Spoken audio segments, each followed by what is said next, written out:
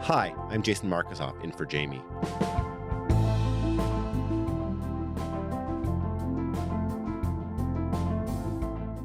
So much of what we know about Canada's residential schools has been established as fact through the Truth and Reconciliation Commission, decades worth of survivor testimony, and research. The systematic, government-sponsored attempt to destroy Indigenous culture and language.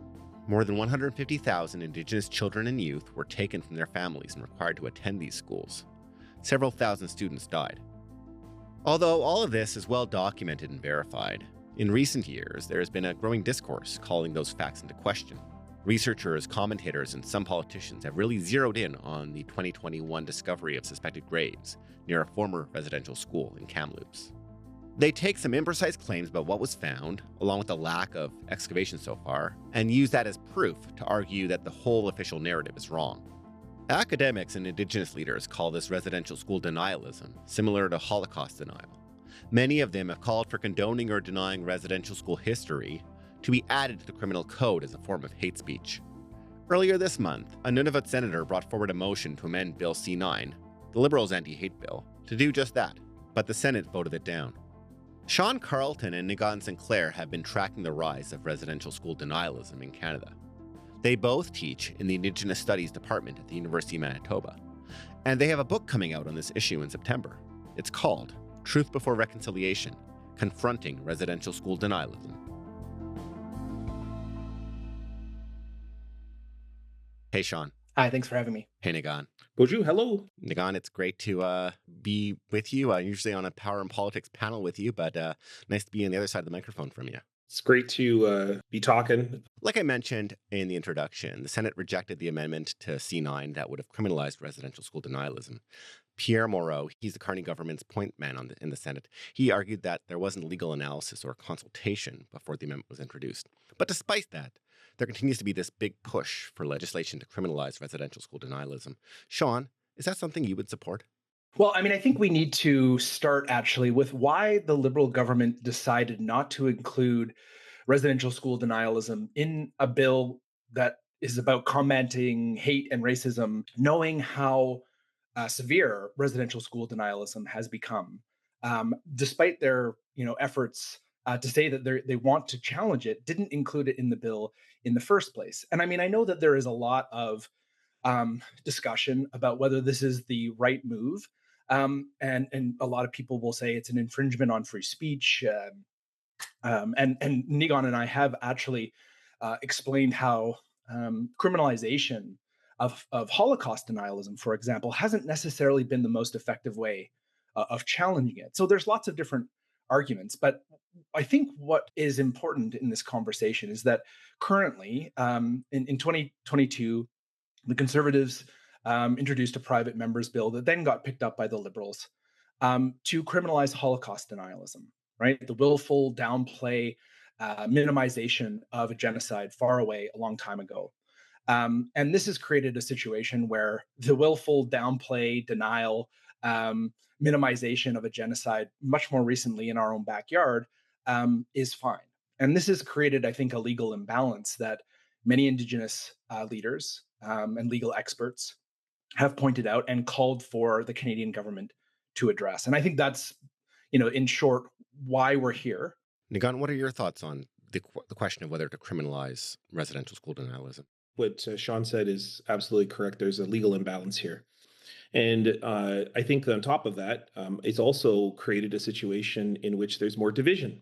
And so the federal government, by trying to pass legislation that's trying to reduce hate and division and try to perhaps deal with individuals in this country trying to wedge issues between Canadians and spread misinformation, are now completely scot-free. They have no, they're behind the blanket of what they claim to be free speech, which in fact is not really free speech, because what it is it's speech that's intended for harm. It's not intended for reasonable dialogue. Racism is never reasonable dialogue, nor is spreading false narratives based in absolute nonsense. So the proposed amendment, and there was also an NDP MP, Leah Gazan, who tried to bring this forth in the past. Survivors and their families deserve to heal from this intergenerational tragedy and be free from violent hate. and we cannot allow their safety and well-being to be put further at risk. All parliamentarians must stand firm against all forms of damaging hate speech, including the denial of the tragedy of the residential schools in Canada. The proposal would be to make it a criminal code to willfully promote hatred, quote, against Indigenous people by condoning, denying, or downplaying the Indian residential school system. To give us a sense, Sean, can you give an example of what might amount to hate speech under this definition? Sure. Well, let me start with what won't qualify. We're not talking about having a conversation at your dinner table or a conversation of colleagues trying to understand particular issues. Really, what's going on, if you read the language of the amendment, is the willful promotion of the downplay, the minimization, the attempt to cause harm, and what would qualify? Well, the creation of self-published books or conspiratorial documentaries that are really propaganda, right? That are attempts to cast all survivors as liars, as untrustworthy. The people that are deliberately, willfully creating this material, benefiting from it, profiting from it, monetizing misinformation, using it for their own political gain, just like the folks that are engaging in Holocaust denialism. There is the issue that we have hate speech laws that have been around for decades. Do those not cover it off, Nagan? I think if we lived in a society in which we embedded a sense of respect and responsibility to Indigenous peoples, we may have laws that are broad-based, that may deal with these very specific issues in which Indigenous peoples are targeted. But unfortunately, we don't live in that situation. We don't live in that society. And for such a long period of history in virtually every single corner of this country, the normalization of hating Indigenous peoples, perhaps we've seen this the most evident in government, in the justice system, in the schools that we exist within. And so we really have to take a targeted approach as opposed to a broad-based approach and sort of trust the broad span of laws, which, as we can see, protect one group of people very, very well, or a few groups of people, but do a terrible job protecting people who have been historically marginalized and continue to be. Now, is criminalization the only remedy? And I think that that's the real question here. And I think that, desperate times call for desperate measures. And I think many of those who are seeking criminalization have for decades, and think about my father being one, the former head of the Commissioner, Truth and Reconciliation Commission, Maurice Sinclair Ibon, and also some of the many different individuals who have been in the education system for decades upon decades upon decades upon decades, have said, let's do this through education. Let's do this through kindness. We set up a whole commission for 6 years to talk about the issue, and then created 94 calls to action in a peaceful, just, institutional fashion to try to deal with the issue of the chronic ignorance, the chronic situation involving Indigenous peoples who are treated as deficient and Canadians that are treated as superior. And we have a real problem in the society, and that is part of every single part of our society, as I mentioned before. That doesn't seem to be doing it as much, because we see this festering and this fostering of hatred towards Indigenous peoples that seems to be enduring. And people are dying in ERs. People are dying in the child welfare system and then the justice system, and no one's being held to account. And as a result, I think individuals are growing impatient. They want the change to happen. So it's like almost a statement or as a measure? Well, it seems to be that some have reached that conclusion. I mean, we've written a book. So what are we saying? What we're saying is that we need more public dialogue, more conversation. And I am of the position that individuals who want to spread unreasonable, completely arbitrarily created information that poses as facts, and those who want to foster hatred based on ignorance and try to profit on misinformation, I don't think that's very reasonable. I think a reasonable dialogue can defeat that. However, others feel that we need to take more drastic steps, and far be it from me to step in the way of that, because a society is a society is a society. And on top of that, certainly people in the Jewish community have felt that their reasonable dialogue with those who profess hatred certainly is not a progressive way to go. I would add to that just quickly as a historian. I mean, this is essentially how Canada's hate speech laws came into being in the first place. The rampant rise of neo-Nazism, anti-Semitism, prompted a number of folks to feel that the limitation on that speech was justified in that moment. I mean, the rise of anti-Indigenous racism that we are seeing, people will say this is just mean things that people say on the internet. That is not true. Nigon and I live in a city where there was a serial killer targeting Indigenous women who was posting residential school denialism at the time of his murders. Put him away now. Jeremy Skibicki, convicted of 4 counts of first-degree murder for killing Morgan Harris, Mercedes Myron, Rebecca Contois, and a 4th woman known as Buffalo Woman, identified by a jacket. This whole thing about racial purity. He explained he met the women outside homeless shelters, had sex, and killed them in his apartment, thinking their lives were already wasted. Residential school monuments are being targeted with graffiti, racial slurs, Nazi iconography. In British Columbia, where I'm originally from, a guy drove his truck through a march of survivors yelling racist slurs at them. So I think, this is to quote you back to yourself, Jason, we've reached this point where a number of different things need to be done. And the law is only one tool, as Nigon and I have argued, right?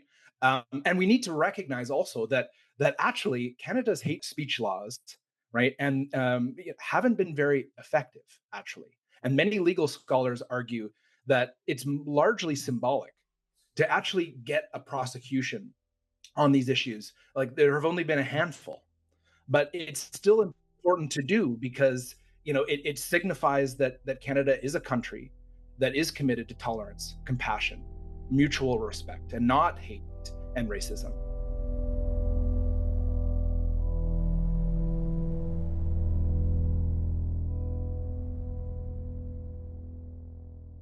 So residential school denialists don't outright deny the existence of schools or even their documented harms necessarily. It's often about downplaying, challenging established facts and survivors' accounts. Can you walk me through how this issue has evolved over the years, Sean?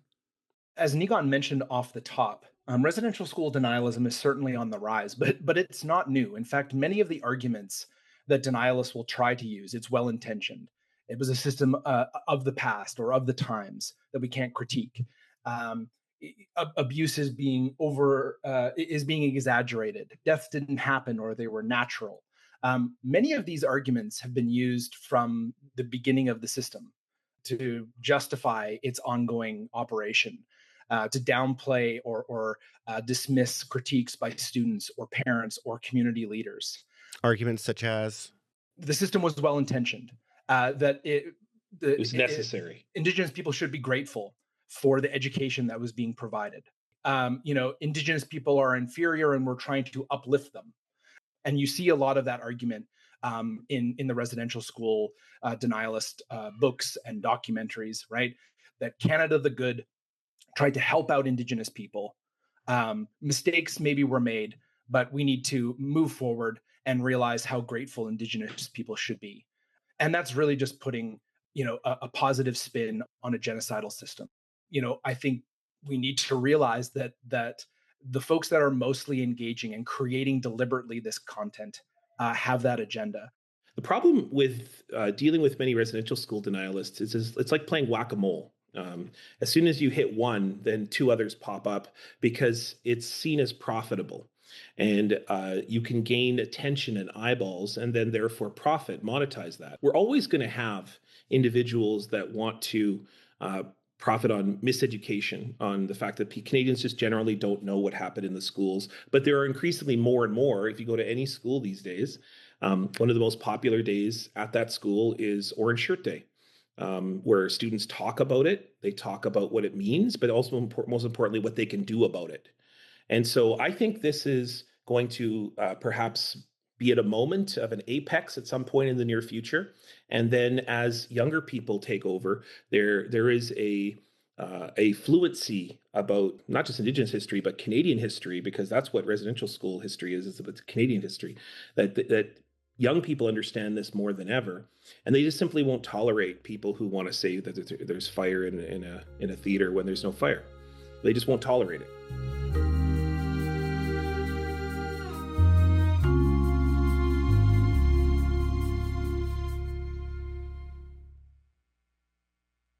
So let's talk about who else is involved with this. So we've seen in recent years this group of about 24 or so, maybe more, retired academics, lawyers, writers who are organizing around this issue to generate skepticism about Canada's residential school history. Frances Widdowson, a former professor of economics, justice, and policy studies at Calgary's Mount Royal University, appears to be a central figure in all this. She understands her beliefs around residential schools, for example, that children benefited from the education there, to be the true account of what happened. And she suggested that residential school survivors have misremembered their experiences. Can you tell me more about the people behind this movement? Well, I mean, I think what we need to understand, and you referenced this, is that this is actually a very small group. They've self-acknowledged that it's a handful of folks organized, not more than about 20, in an email group that talk about how to develop talking points to challenge particular residential school stories. And then they create that content, they develop it, they push it out on right-wing media, and it gets boosted online. One of the things I always argue is that residential school denialism is getting louder. It's not necessarily growing, in the sense that it's always still the same handful of folks. And in fact, it's important to point out that many of these people were promoting anti-Indigenous ideas before their cause was residential schools. Many of the folks, for example, one of Stephen Harper's former advisors, Thomas Flanagan, as part of the Calgary School, right, has been developing anti-Indigenous discourse, about tax policy and other kinds of issues before. They've just now focused on residential schooling. This is why Nigon and I always talk about, we need to understand the strategy, not just the substance of residential school denialism. In fact, if we are stuck in debating the substance, their ideas, we've already lost, because they try and entrap you, right? As if it's a reasonable debate, as if it's a reasonable discussion, just like Holocaust denialism. If you're debating whether Zircon B was used in gas chambers or not, you've already become entrapped in the web of Holocaust denialism. Well, I'm not Indigenous. I am Jewish, and even hearing you talk about Zyklon gas, like there's a resonance to it. Of course, I mean, it's this is the thing is that the same they're using deliberately the same tax of Holocaust denialism. What does this sound like? Was it 6 million Jews that died, or was it 3, or maybe 2? How can we really trust survivors' testimony about the mass execution techniques if they survived? And they're trying to appeal to people who either already hate Indigenous people or are fearful that reconciliation is going to take something away from them. And so I think, the more we understand the strategy of residential school denialism, the better we can intervene and find ways to make sure that we don't miss our opportunity to make progress on truth and reconciliation. There's one strategy that Sean, that list of strategies we might have missed out on, and it's and I spend a lot of time with Holocaust survivors, and if you talk to Holocaust survivors, they would often say, many of the relationships I created in while being interned, I still have some of those relationships, and I still have individuals that I know, that I talk to, that I care about. Nobody would ever use that as the basis for saying the Holocaust was good. But it is amazing how many residential school denialists will say, this person who spoke about making a friend, this person who spoke about learning a skill, this person who spoke about having a good day, meant that the whole system was fine. Everything was fine. And it is the most absurd, nonsensical, unreasonable argument in bad faith you could ever make about residential schools.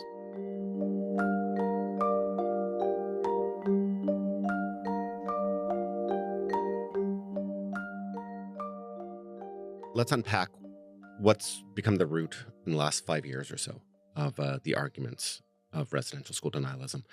5 years ago now, to Kamloops to Sewetmuk, the First Nation, made a pretty definitive statement, though they later softened their language. They say this in this media release, telling us that they hired a specialist in ground-penetrating radar who carried out this survey of the site. And they say that those missing children were as young as 3 years old, and that to their knowledge, these deaths were undocumented up until... A period of national grieving followed. Today, some of the children who were found in Kamloops and who have yet to be found in other places across the country would have been grandparents or great-grandparents. They would have been elders, knowledge keepers, and community leaders. They are not. And that is the fault of Canada. In Brantford, mourners placed 215 pairs of shoes on the steps of Canada's oldest residential school. A similar sight outside a Catholic church in Montreal. The community there marching for all Indigenous kids who never returned home. Hundreds of millions of dollars have gone from government money toward different First Nations across the country to search for missing victims at residential schools there.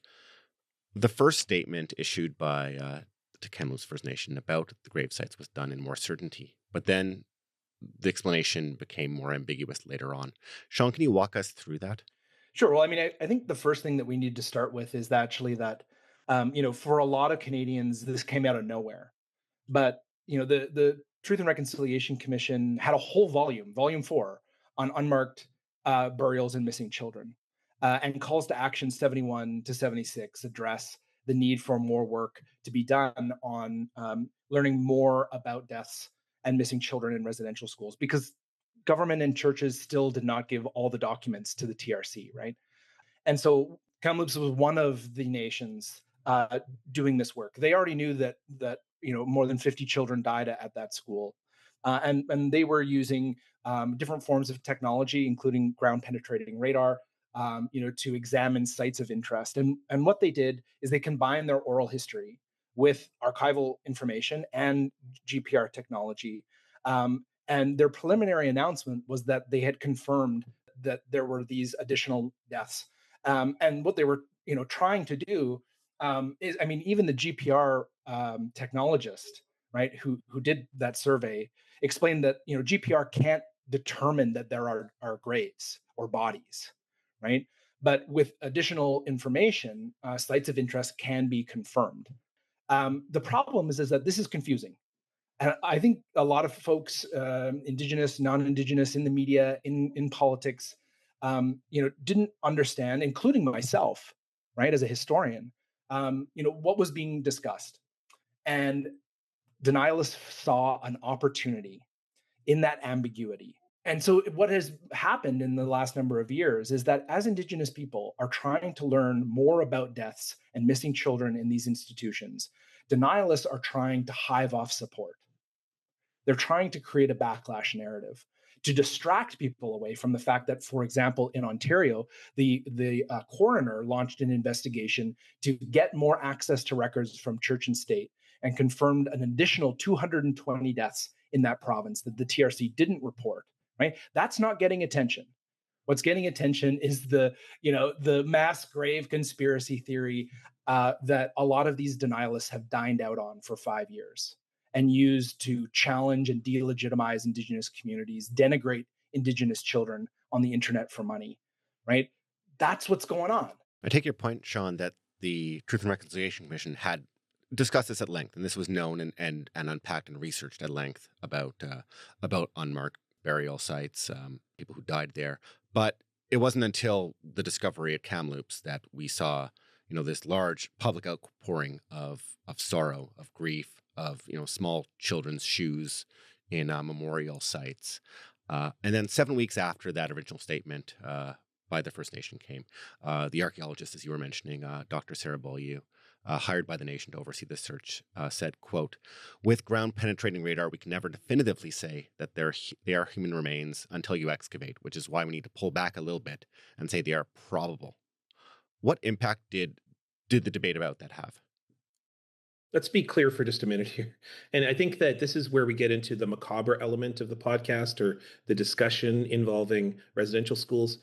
Anyone who wants to see bodies and as evidence that children died were put into dire situations, tried to escape, and were tragically perished, that the schools were chronically created as virtual prisons and death traps, and that which poor ventilation, poor food.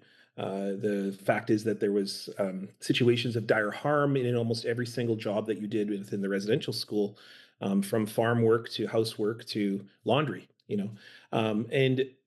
And so, like, the whole idea that we're talking about bodies right now is an evidence that there is a great issue of respect that's needed when it talks about the issue of residential schools.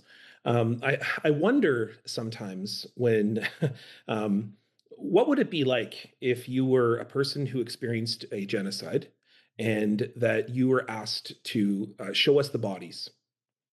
Show us the bodies in Rwanda, show us the bodies in Poland, show us the bodies in Bosnia. And how would you feel about that? And then how would your families feel about that?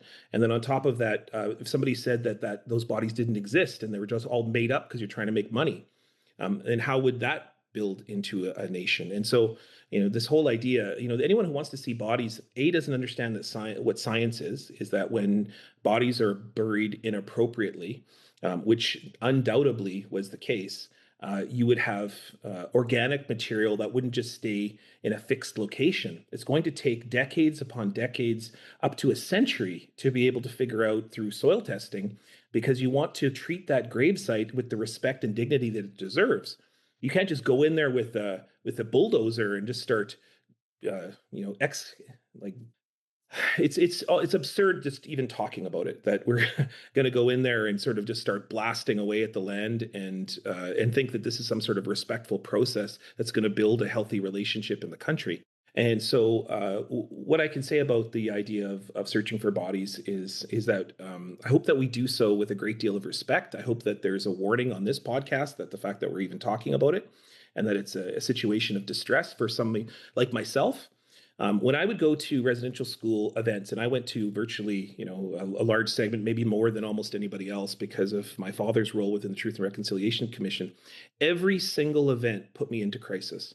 Every single event resulted in days upon days of depression, of anxiety, of great pain, looking at photographs of people who looked like my relatives, looked like those individuals who had experienced the schools that I loved and deeply admired. And then never mind the fact that I had to listen to testimonies. And in those testimonies, people wouldn't have made that up. Like, the idea that anyone would have made that up is so egregious and so disrespectful. It can only be thought of as anyone who would say otherwise simply wasn't there. So the issues of bodies, if I could be so bold, is to say that this is the part of the dialogue around residential school denialism that is the most sensitive, because what it does is it really gets to the heart of what I think is a real sickness in Canadian society in the treatment of Indigenous peoples.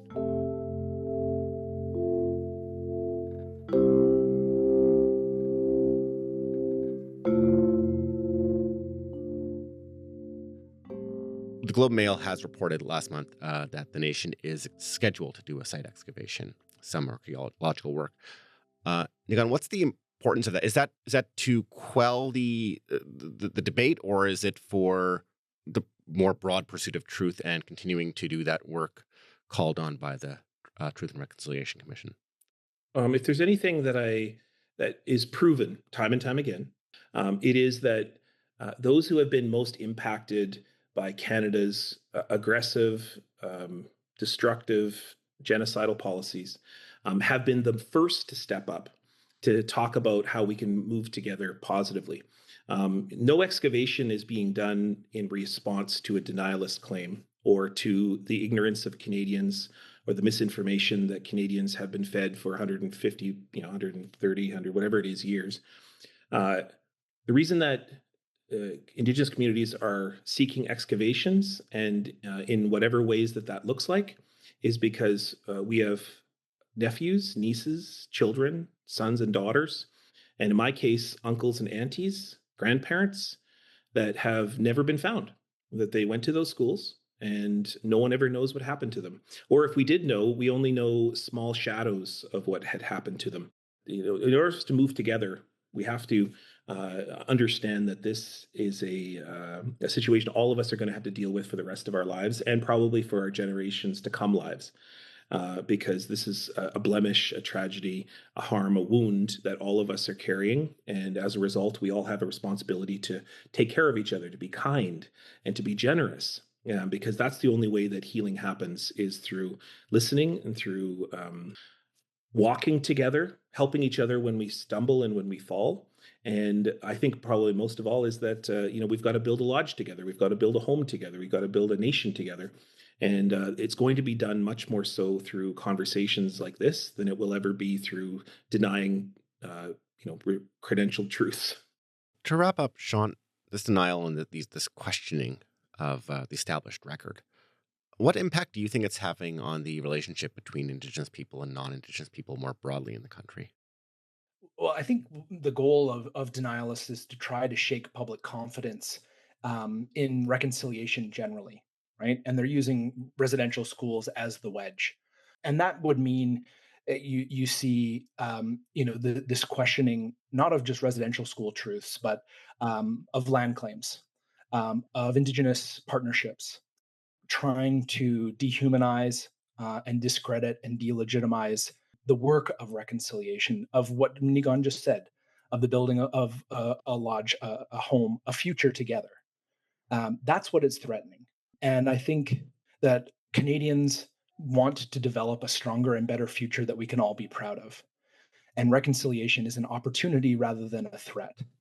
And so I'm hopeful that, we can learn not just the full history of residential schools, but also how people are trying to use denialism to challenge that, so that we can move forward together, so that we can look towards the future with hope and optimism rather than distrust and hatred.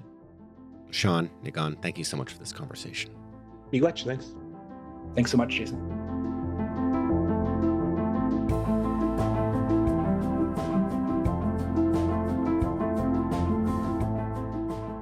That's all for today.